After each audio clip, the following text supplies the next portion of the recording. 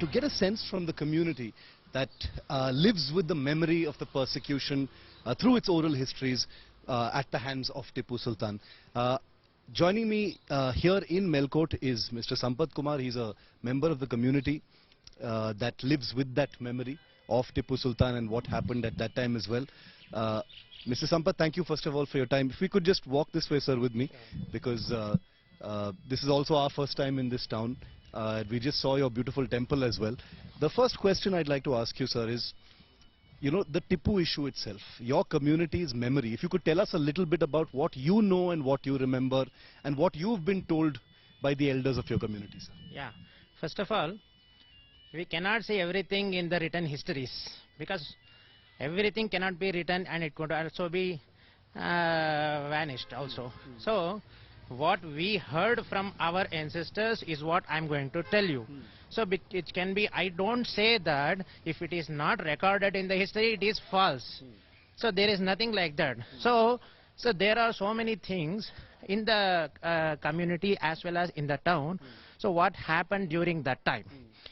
So Tipu Sultan was the ruling here in the Srirangapatna region. So of course this town also belongs to his rule. Yes. So first of all, he tortured every Hindus located here, not just to this town, everywhere in his kingdom.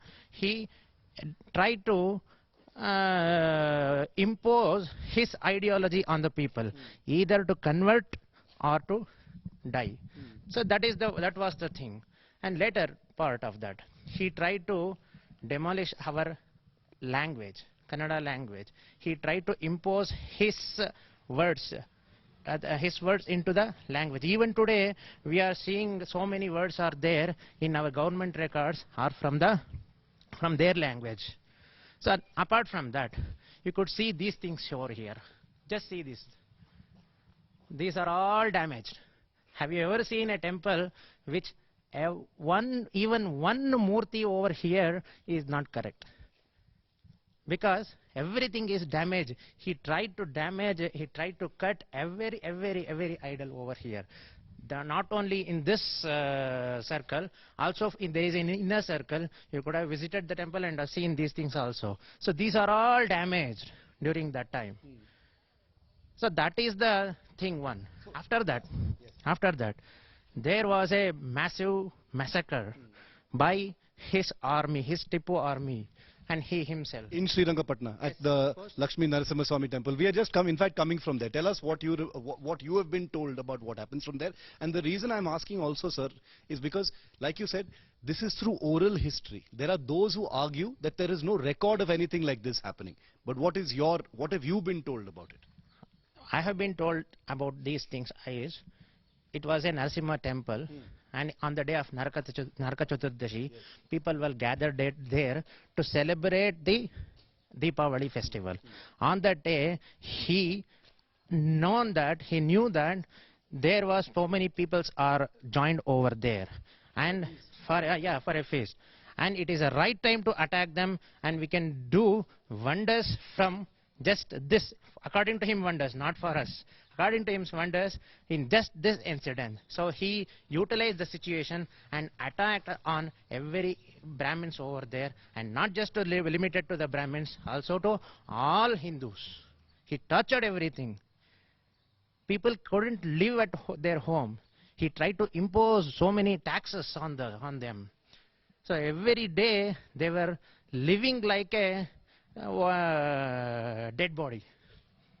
Do you feel, sir, that the memory of what happened, which is, you know, what the incidents that you were talking about happened over 250 years ago? Are you saying that the community still lives with the memory passed down from generation to generation, even beyond what the history books have recorded, that this is told through the oral tradition from parents to children and through generations? We can only forgive today and we cannot forget. That is what I can tell. Because Sampathji, the politics of Karnataka, you can always hear Tipu Sultan coming up in the politics whenever there is an election nearby. How do you and how does your community feel about that? Because there are very extreme views about Tipu Sultan. Either it is Tipu Jayanti and build statues of Tipu Sultan, or it is that he's a tyrant and a butcher and a person who massacred people.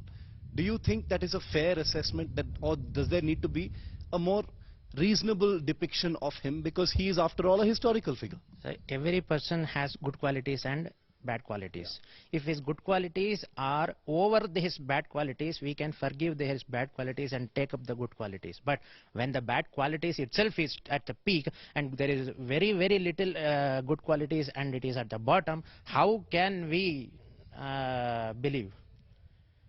So his qualities are fully of bad qualities, and we cannot even today. Yeah, look beyond them. Today, they are using it as a political influence for them, and it is none. Some are celebrating his highlighting, and he is a Swatantra Senani, like that they are saying, and never he himself fought for his kingdom, not for us. That is what I can say. You are not comfortable with the politics surrounding Tipu, No. but the truth, you say that as far as you are concerned, your community is concerned, the truth is what you believe has happened. Of course, of course. Sampath Kumarji, thank you very much for speaking to India Today. I appreciate it. I know this is a difficult topic for you and your community because the memories of it are very painful. He's been extremely kind in sharing that with us. Many of the people from the community we actually spoke to in Melkot today, didn't want to bring up those painful memories of the past that have been passed down from grandmothers and great-grandmothers, down the years. But beyond the history books, there can be historians who argue for and against whether it happened, it didn't happen, what are the numbers, what was the intensity, did a massacre really happen.